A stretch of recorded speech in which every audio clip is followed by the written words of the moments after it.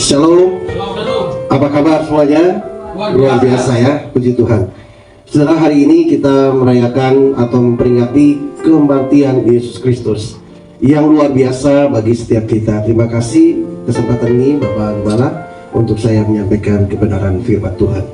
Puji Tuhan, saudara, firman Tuhan hari ini berjudul makna perkataan agung Yesus. Puji Tuhan. Saudara, makna perkataan agung Yesus. Kadang-kadang kita dalam kehidupan kita sehari-hari mengeluarkan banyak kata-kata. Ya, kita mengeluarkan banyak perkataan. Kita atau manusia banyak mengeluarkan statement. Kalau background seseorang adalah politikus, maka yang dia keluarkan adalah perkataan-perkataan yang sifatnya berpolitik. Kalau dia seorang pengusaha, maka perkataan-perkataan yang dikeluarkan adalah sifatnya adalah bisnis. Kalau dia seorang rohaniwan, maka yang dikeluarkan adalah perkataan-perkataan yang rohani.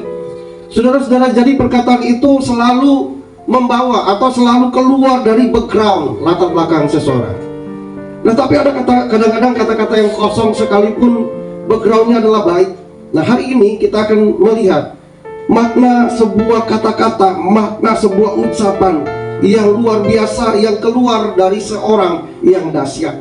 Kalau kita bilang dia adalah orang yang menguasai seluruh bidang, orang yang luar biasa, dia adalah Yesus Kristus. Puji Tuhan. Mari saudara-saudara kita lihat sebuah peristiwa yang terjadi 2024 tahun yang lalu. Kita buka dulu di dalam Matius 27 ayat yang ke-32 dan seterusnya. Matius 27 ayat 32 dan seterusnya. Mari kita siapkan bacaan ini, Matius 27 ayat 32 dan seterusnya. Saya baca ayat 32, Ibu Bapak ayat yang ke-33. Kita bergantian, jika sudah menemukan inti saya berkata berhenti, kita stop. Matius 27 ayat 32, demikian firman Tuhan. Ketika mereka berjalan keluar kota, mereka berjumpa dengan seorang dari Kirene yang bernama Simon. Orang itu mereka paksa untuk memikul salib Yesus. Maka sampailah mereka di suatu tempat yang bernama Golgota, artinya tempat tengkorak. Lalu mereka memberi dia minum anggur bercampur empedu. Setelah ia mengecapnya, ia tidak mau meminumnya. Ayat 35. Sesudah menyalibkan dia, mereka membagi-bagikan pakaiannya dengan membuang ubi. Lalu mereka duduk di situ menjaga dia. 37. Dan di atas kepalanya terpasang tulisan yang menyebut alasan mengapa ia dihukum. Inilah Yesus, Raja orang Yahudi. Bersama dia disalibkan dua orang penyamun, seorang di sebelah kanan dan seorang di sebelah kiri. Orang-orang yang lewat di sana menghujat dia dan sambil menggelengkan kepala. Sampai di situ terlebih dahulu. Nah, saudara, tentu peristiwa ini kita sudah tahu, peristiwa salib, jalan salib yang kita sering dengar dengan istilah Via Dolorosa. Saudara-saudara, Yesus ketika jam 9 dia diadili dan seterusnya, peristiwa itu berjalan terus. Maka Yesus tiba, mereka menggiring Yesus lalu sampai di bukit yang disebut di sini namanya Bukit Tengkorak, saudara-saudara. Saudara-saudara, Golgota artinya Bukit Tengkorak. Di situ mereka jalan. Ada dua peristiwa yang terjadi di tengah jalan itu, yaitu saudara-saudara, mereka meminta seorang untuk memikul salib Yesus. Nah, mengapa mereka meminta? Supaya Yesus jangan mati di jalan, saudara. Yesus itu seakan-akan dibantu supaya beliau tidak mati di jalan, supaya Yesus harus terpaku. Dan itu juga sesuai dengan Alkitab bahwa dia mati di kayu salib. Ya, dia tersalib baru dia mati, bukan mati di jalanan, saudara. Jadi makna ada orang berkata, "Aduh, ini Simon Kirene ini baik banget, dia memikul salib Yesus, dia meringankan beban Yesus." Nah, saudara, bukan itu yang menjadi maksud mereka memberikan salib untuk dipikul, tapi dengan tujuan supaya dia tidak mati di tengah jalan. Lalu yang kedua, mereka memberi dia, saudara, apa ya? Mereka memberi dia untuk minum, ya, anggur bercampur empedu. Setelah ia mengecapnya, ia tidak mau meminumnya. Nah, saudara-saudara, memperhatikan atau mengikuti khotbah ini, dan kita akan dapati, kita akan melihat bahwa yang disalibkan itu benar-benar adalah Yesus, saudara. Mengapa saya buat statement ini?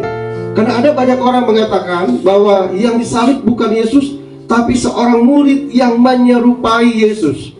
Nah, ini tentu upaya untuk melencengkan doktrin soteriologi atau doktrin keselamatan yang dimana Yesus harus mati untuk menyelamatkan kita dan membasuh kita bersih untuk membawa kita masuk surga. Nah saudara, mengapa saya berkata demikian? Yesus saat itu digolongkan sebagai penjahat kelas kakap. Nah saudara, ada sebuah hukuman orang Romawi, yaitu menyalibkan orang yang diklasifikasi penjahat hebat, saudara-saudara. Jadi Yesus saat itu masuk golongan, menurut mereka, golongan penjahat kelas kakap. Saudara bayangkan, kalau Yesus digolongkan penjahat kelas kakap, kira-kira dia dijaga nggak? Jaga, jangan sampai penjahat ini lari. Ini konsep pemikiran mereka. Nah, di mana sempat-sempatnya ada pergantian, saudara? Kan nggak ada logika, nggak masuk. Ada orang bilang yang dimati, yang salib, mati tersalib itu bukan Yesus, tapi seorang murid yang menyerupai Yesus. Di mana sempatnya Yesus ketika pikul salib atau lalu diganti Simon Kirene, lalu Yesus dibiarkan Simon yang orang Kirene itu yang dikawal? Kan enggak. Pasti tentara mengawal. Simon biarkan dia jalan. Ayo, udah tahu alamat kan? Bukit Golgota. Siap, bawa. Tapi yang dikawal, dijaga adalah Yesus, saudara. Tidak mungkin tentara Romawi itu hilang kemudian ada pergantian. Itu tidak akan mungkin, saudara. Di mana pergantiannya? Tidak ada, saudara. Nah, saudara-saudara, jadi mari kita yakini bahwa yang mati di tersalib adalah Yesus. Kita percaya dia mati tersalib, dia memberikan seluruh hidupnya untuk setiap kita. Amin. Dan orang yang percaya kepadanya pasti menerima hidup yang kekal. Nah, saudara, mari kita masuk lebih jauh. Saya akan memberikan, saudara, ucapan agung, makna ucapan agung Yesus. Nah saudara-saudara, kenapa disebut ucapan agung? Pertama, dia diucapkan pada saat peristiwa yang agung. Pada saat peristiwa di mana misi Bapa yang diberikan kepada Yesus untuk jalani, untuk menjalankan demi penebusan. Jadi disebut agung karena peristiwa itu adalah peristiwa yang agung. Saudara, mengapa disebut agung? Karena diucapkan oleh seorang yang agung, saudara-saudara. Diucapkan oleh seorang yang besar, seorang yang luar biasa, seorang yang hebat. Jadi perkataan itu menjadi perkataan yang agung. Nah saudara-saudara, mengapa disebut agung, saudara-saudara? Karena dalam perkataan itu ada makna yang luar biasa, saudara-saudara. Kenapa disebut agung? Karena perkataan itu menjadi jawaban atas seluruh pergumulan manusia, baik jasmani dan rohani. Amin, saudara. Mari kita akan melihat dengan cepat. Saya akan membagikan bagi kita perkataan agung itu dengan atau beserta maknanya. Saudara, yang pertama, perkataan yang pertama adalah, "Ya Bapa, ampunilah mereka, sebab mereka tidak tahu apa yang mereka perbuat." Kita lihat di dalam Lukas pasal 23 ayat 34, atau saudara catat saja. Lukas pasal 23 ayat 34 berbunyi, "Ya Bapa, ampunilah mereka, sebab mereka tidak tahu apa yang mereka perbuat." Saudara-saudara, perkataan ini adalah perkataan agung yang memiliki makna yang luar biasa, memiliki makna yang hebat, memiliki makna yang sangat dahsyat, menjadi jawaban dari pergumulan manusia. Nah saudara, pergumulan manusia itu ada dua. Yang pertama, pergumulan jasmani. Katakan jasmani, 2, 3. Pergumulan jasmani atau kebutuhan jasmani yang sehubungan dengan jasmani kita, makan, minum, pakai, dan sebagainya. Tapi pergumulan kedua adalah pergumulan rohani. Katakan pergumulan rohani, 2, 3. Pergumulan rohani. Iya, sehingga orang datang ke gereja haus dan lapar akan firman, orang mencari damai sejahtera, itu semua berhubungan dengan pergumulan rohani. Ada juga pergumulan jiwani, tapi saya tidak masuk ke sana. Karena jiwa itu bisa saja terkait dengan rohani, bisa saja terkait dengan jasmani. Kalau orang banyak uang biasanya dia fresh, tapi kalau dengan rohani uangnya ada atau tidak tetap fresh. Haleluya. Yang penting kebutuhannya terikat dengan yang rohani. Oke. Nah saudara-saudara, ya Bapa, ampunilah mereka. Ini perkataan agung yang pertama. Peristiwa ini dikeluarkan atau kata ini dikeluarkan begitu Yesus ada di kayu salib. Saudara bayangkan, Yesus habis dihajar, perjalanan hidup, perjalanan Via Dolorosa yang begitu hebat. Yesus habis dipukul, ditikam, ditinju, ditendang, segala macam, saudara. Dan begitu beliau ada di atas kayu salib, perkataan yang pertama adalah, ya Bapa, ampunilah mereka, sebab mereka tidak tahu apa yang mereka perbuat. Saudara, ini hebat. Orang lagi panas-panasnya disakiti, saudara ya.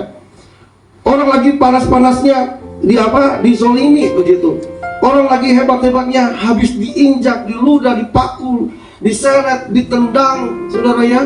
Kemudian dimahkotai duri, lalu diarak, dinaikkan di atas kayu salib. Itu lagi anget-angetnya, saudara. Orang biasanya ketika digoda atau dibuat emosi itu, emosi di awal itu sangat meledak-ledak. Iya, benar kan? Wah, garai wah. Tapi nanti kalau sehari dia udah adem, udah tenang, udah nggak masalah lagi. Biasa kalau tengkar di awal tuh, wow, rasanya apa kamu, wow. Setelah kasih 200.000, selesai deh, ya kan? Selesai udah. Nah, jadi saudara, peristiwa ini, peristiwa yang agung, yang hebat, karena pas di atas kayu salib, seluruh apa yang mereka kerjakan, mereka puas dengan pekerjaannya. Orang-orang Romawi, Yesus ada di sana. Perkataan yang pertama adalah, Bapa, ampuni. Saya bilang ini luar biasa, saudara. Ya, ini hebat. Baru aja mereka menyakiti Tuhan, baru aja mereka membuat pokoknya perkara yang dahsyat, yang tidak patut diterima oleh Yesus. Tapi perkataan yang dia keluarkan adalah, ya Bapa, ampunilah mereka. Nah, saudara, ini menjawab kebutuhan pertama dari hidup manusia adalah orang itu diampuni dosanya. Saudara senang nggak kalau saudara diampuni dosanya? Senang ya? Jangankan dosa, saudara, utang kalau dibilang putih bebas, kira-kira sukacita nggak? Sukacita. Kita doakan, Tuhan, kalau bisa saya dibebaskan dari utang-utang saya. Tuhan, kalau bisa saya dibebaskan semuanya. Bahkan ada orang yang ngeri, kalau bisa Tuhan yang kasih utang, biar Engkau angkat secepatnya, biar dia udah nggak nagih lagi sama saya. Jadi saudara, pergumulan pertama, kebutuhan pertama adalah dosa diampuni, adalah setiap pelanggaran dimaafkan, saudara. Dan ini Tuhan beri kepada orang yang menyalibkan, yang berbuat jahat kepada mereka. Saudara-saudara, kita lihat bahwa ternyata di dalam seorang pribadi ucapan ini adalah ucapan yang agung.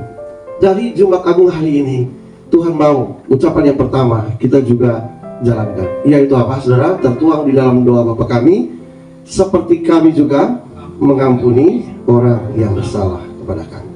Jadi saudara, mari kita lihat makna yang pertama dari ya Bapa, ampunilah mereka, kita dapat buah, yaitu Tuhan mengampuni dosa kita, Tuhan mengampuni kesalahan kita, Tuhan membersihkan kita dari setiap pelanggaran kita. Orang tentara Romawi yang menyalibkan Yesus diampuni. Hari ini saudara, kita melihat bahwa karya itu besar bagi kita. Ini agung. Agung itu artinya besar, agung itu artinya mulia, agung itu wah, tidak terkatakan. Tadi mari kita belajar untuk mengampuni. Nah, ini kalau dibahas lagi menjadi panjang atau pembahasannya cukup panjang. Di dalam pengampunan ada apa, saudara? Ada penyalipan ego. Di dalam pengampunan ada apa, saudara? Di dalam pengampunan adalah sikap bersyukur kepada Tuhan. Iya kan? Bagaimana kita disakiti kemudian kita ngomong, puji Tuhan, terpujilah Engkau. Bisa nggak kira-kira, saudara ya? Bisa nggak? Begitu disenggol sedikit kan kita egonya keluar kan? Ya, egonya macam-macam lah. Saya dulu sudah sebut ada beberapa ego, biasanya ego individual kan, kita wah individu. Siapa kamu gitu ya? Ini nggak harus orang kaya, ini nggak harus orang pintar. Ego itu bisa muncul dari orang siapapun strata sosial dia, benar nggak? Orang-orang yang paling kita terlihat hina sekalipun katakanlah, begitu kita senggol dia maka egonya keluar, siapa kamu begitu. Belum tahu saya, ya nggak tahu siapa engkau gitu. Jadi saudara, ego, mari kita salibkan ego kita dengan mengatakan bahwa kita mengampuni orang yang bersalah kepada kita seperti Yesus. Yang kedua, perkataan agung yang kedua, yaitu sesungguhnya hari ini juga engkau akan ada bersama-sama dengan aku di dalam Firdaus. Catat di dalam Lukas 23 ayat 43. Lukas pasal 23 ayat 43.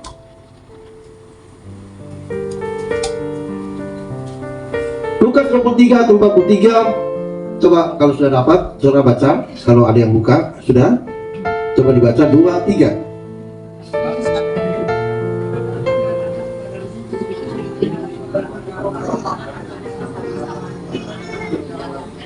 Iya, aku berkata kepadamu, sesungguhnya hari ini juga.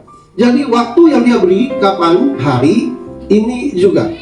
Saudara, ucapan agung yang kedua menjawab kebutuhan rohani manusia, yaitu Yesus memberikan jaminan kehidupan yang kekal. Dari ucapannya, Yesus memberikan jaminan hidup yang kekal kepada seorang yang bukan orang baik, tapi seorang yang apa, saudara? Penjahat yang hari itu disalibkan bersama Yesus. Mereka pantas disalibkan, karena memang dia orang jahat, dia seorang penyamun, dia seorang perampok, dia seorang yang tidak disebutkan kejahatan orang ini, tapi dia disalibkan dalam konteks salib, yaitu hukuman bagi orang-orang yang dikategorikan penjahat. Nah, saudara-saudara, jadi orang ini disalibkan di sana.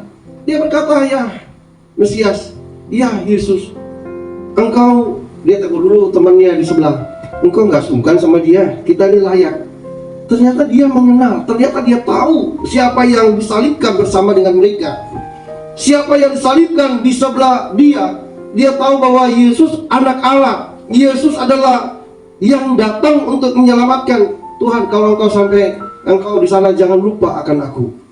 Perkataan itu membuat Yesus mengeluarkan satu ucapan agung yang kedua, yaitu, aku berkata kepadamu, sesungguhnya hari ini engkau bersama aku di Firdaus. Nah, saudara, kenapa kita ikut Yesus? Karena kebutuhan ini terjawab. Kenapa kita ikut Yesus? Karena Yesus adalah sebuah atau penjamin kehidupan kekal bagi orang yang percaya kepadanya. Hari ini juga, ketika orang percaya kepada Yesus, hari ini juga. Nah, saudara-saudara, lalu ada orang yang hubungkan, apakah segampang itu masuk surga hanya dengan percaya? Nah, saudara, bagi seorang penyamun ini, begitu dia ucapkan itu, sebentar lagi dia mati, ya kan? Jadi keselamatan itu terjaga.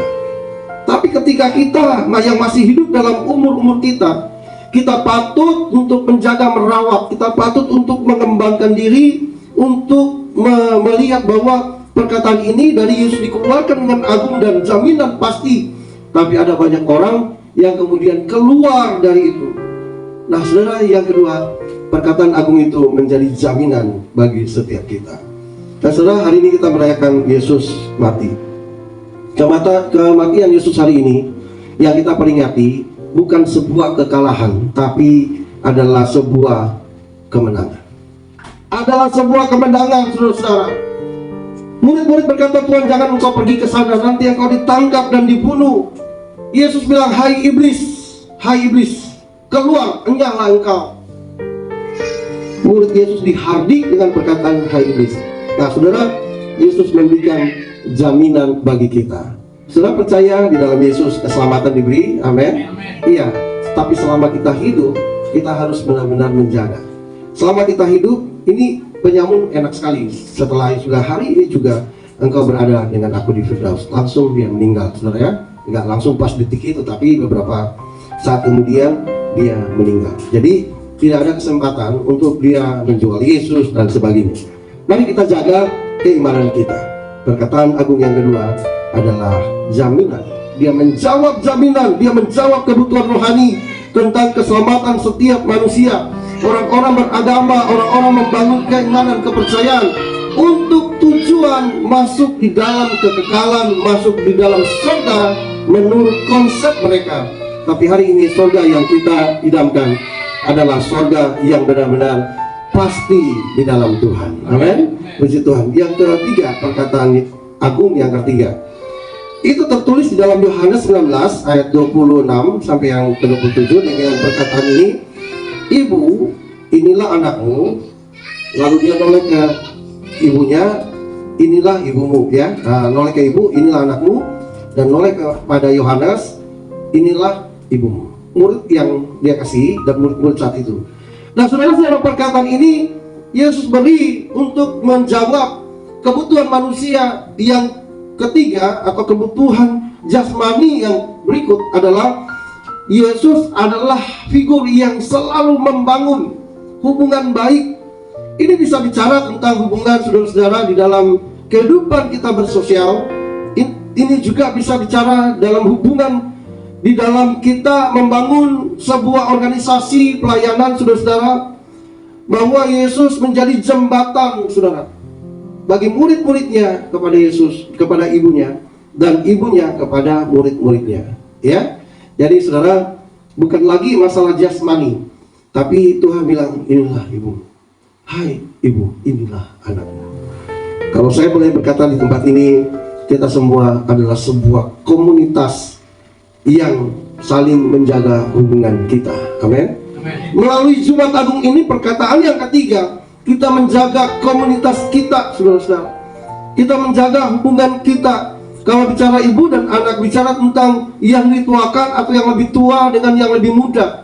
Artinya bicara tentang bagaimana kalau dibawa dalam konsep bergereja, kita mari melihat seorang ibu atau seorang pemimpin sebagai bapak, sebagai seorang yang patut kita hormati, sebagai seorang yang patut kita junjung dalam pengertian leadership atau kepemimpinan. Kita menghargai beliau, saudara-saudara. Kalau boleh saya katakan begini, jemaat kita, jemaat yang dilayani, hormati para pemimpinnya. Dan pemimpin pun sebaliknya harus memberi makan dengan tepat kepada jemaatnya. Sebagai anak, di sini kan ibu, ini anakmu, hai anak, inilah ibumu.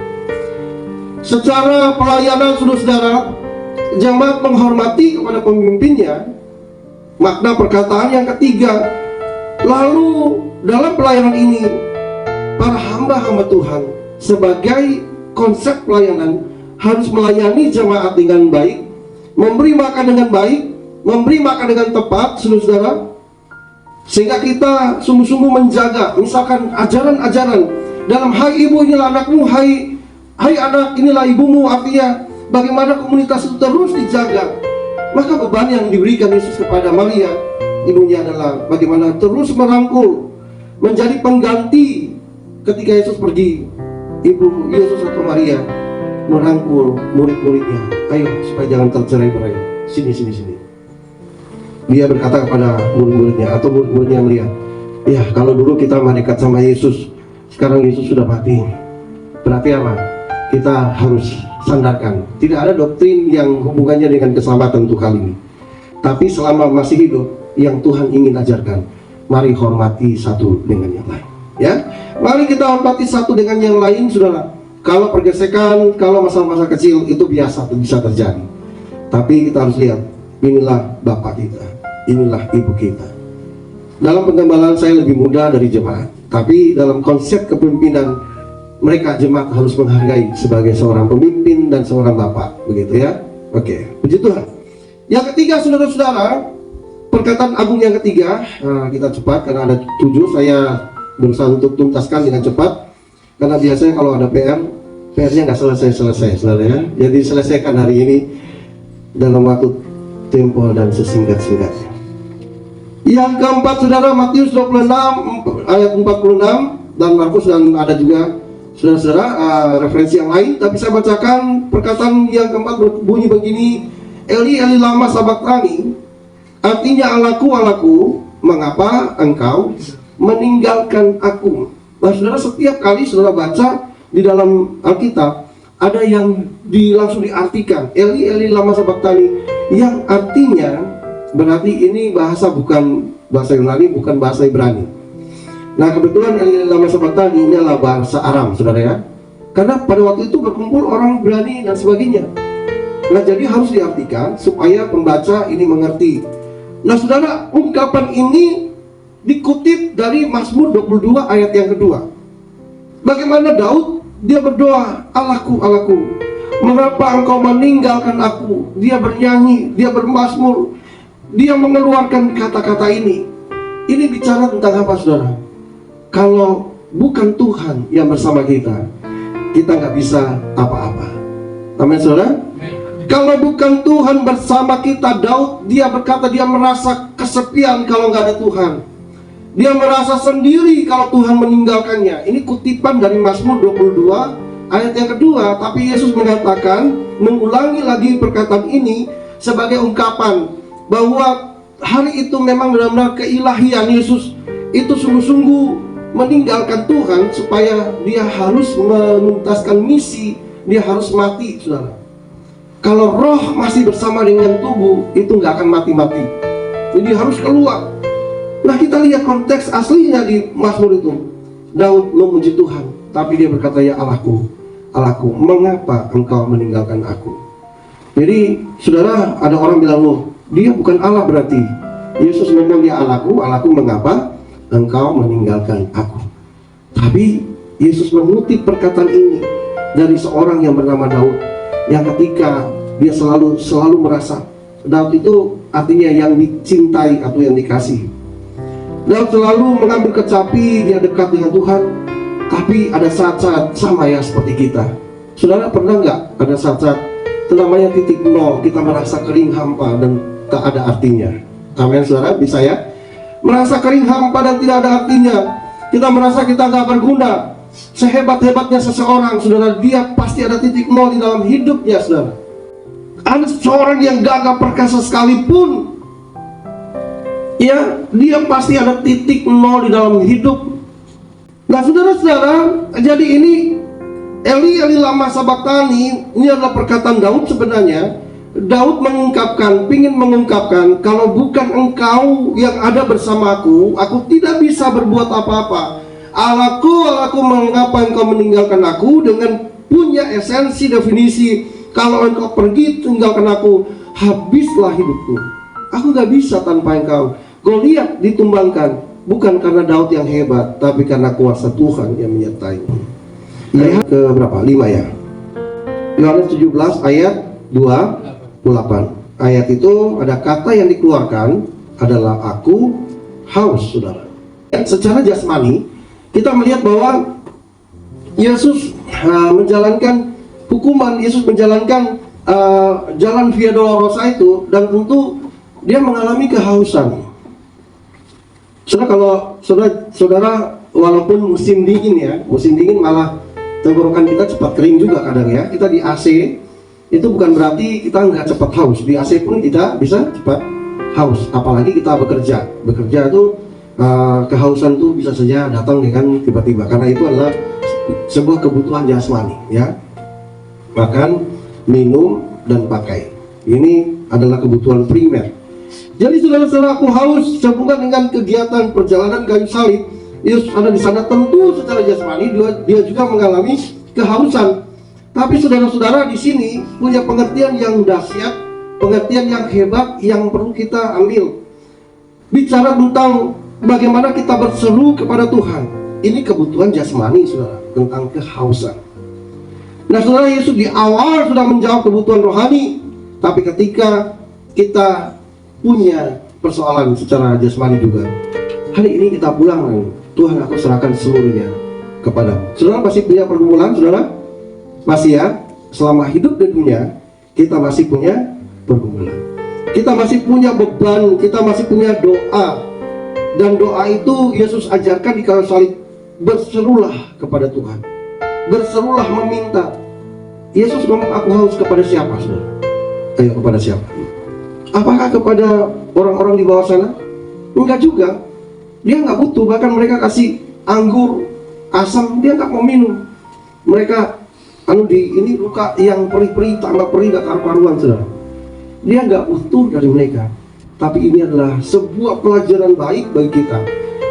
Jangan pernah kita ini berseru atau berteriak kepada siapapun, tapi berteriaklah kepada Tuhan, saudara-saudara. Kita mari berkata, Tuhan, Engkau Allah yang dahsyat. Tuhan, Engkau Allah yang hebat. Tuhan, Engkau Allah yang luar biasa. Di salib itu Tuhan berteriak, aku haus. Dia hanya berteriak kepada di alam terbuka seperti itu, aku haus. Menjadi pelajaran bagi setiap kita. Tentu Bapak mendengarkan sebuah seruan dari Tuhan. Oke, kita akan selesai. Yang dua, yang terakhir, ayat Yohanes pasal 19 ayat 30. Dia berkata, sudah selesai. Coba dengan keras, sudah selesai. Saudara, perkataan sudah selesai dalam makna teologisnya, dalam makna Alkitab, bahwa Yesus mengerjakan semuanya sampai tuntas. Ya, kita percaya pertolongannya juga tuntas bagi kita. Kita percaya bahwa Tuhan tidak pernah memberi pertolongan itu setengah jalan, tapi Dia selalu memberi pertolongan pada kita sampai selesai. Hanya saja kita yang nggak bisa mengikuti jalur, mengikuti alur, mengikuti didikan Tuhan. Pertolongannya pasti tuntas bagi kita. Orang yang jalan bersama Tuhan, kira-kira jalan bersama Tuhan itu enak atau enggak, saudara? Enak ya? Enak atau tidak? Tapi kadang Tuhan menggeret kita berjalan di tanah yang tandus, ya kan? Tuhan menggeret kita untuk berjalan di lembah yang kelam. Tuhan menggeret kita untuk berjalan di dalam tubir-tubir laut. Kita ada di sana melihat, aduh, ini dalam. Kita melihat bahwa ini sebuah yang sangat mengancam hidup kita. Saudara, ketika Yesus mau pelayanan, Alkitab menuliskan, maka Roh Kudus membawa Yesus di padang gurun. Untuk apa? Dicobai. Tuhan izinkan atau Roh Kudus membawa Yesus di sana. Bukan berarti Roh Kudus bekerja sama dengan setan. Aku udah di OTW, lu tunggu di sana ya. Bro, tunggu aja. Roh Kudus telepon sama setan ya. Kamu duluan deh di padang gurun. Ini aku udah bawa orangnya. Target sudah di tanganku. Bukan gitu, saudara. Dalam perjalanan bahwa Yesus harus menjalani puasa, dan Yesus pasti akan dicobai. Di situ mana teologis ya, berjalan menuju kepada sebuah ujian pun, sebuah pergumulan pun, Roh Kudus selalu bersama dengan kita. Amin, saudara. Roh Kudus selalu bersama dengan kita. Sudah selesai, artinya Dia mengerjakannya semuanya tuntas sesuai dengan apa yang Bapa berikan. Nah, dari perkataan sudah selesai ini termaklum atau tertulis atau tertuang seluruh yang kita inginkan atau seluruh kebutuhan kita, karena Tuhan mengerjakannya secara tuntas dan menyeluruh. Kalau kita punya apa saja, Dia adalah jawaban, saudara ya. Dia adalah solusi, Dia adalah pemberi yang luar biasa bagi setiap kita. Yang paling terakhir, coba diklik dan kita baca Lukas 23 ayat yang ke-46. Sudah? Kita baca 2, 3. Lalu Yesus berseru dengan suara nyaring, Ya Bapa, ke dalam tanganmu kuserahkan nyawaku. Yesus, Kemudian Ia menyerahkan nyawanya. iya, oke. Yesus berseru dengan nyaring. Kira-kira gimana, saudara? Gayanya bukan, ya Bapa, ke dalam tangan kuserahkan nyawaku. Gak kayak gitu. Tapi Yesus berseru dengan nyaring. Dia teriak sekuat mungkin dalam keadaan yang lemas, tapi kekuatan powerful yang Dia keluarkan. Ya Bapa, ke dalam tanganmu kuserahkan nyawaku. Lalu Dia menghembuskan nafas. Sepenuh Dia katakan, ke dalam tanganmu kuserahkan nyawaku. Saudara-saudara, Yesus menyerahkan seluruhnya. Waktu itu finish pekerjaan keselamatan untuk mengembalikan kita pada karya agung Kristus, kepada rel yang benar, membuat status orang berdosa menjadi orang yang dibenarkan. Dengan perkataan ini genap semuanya.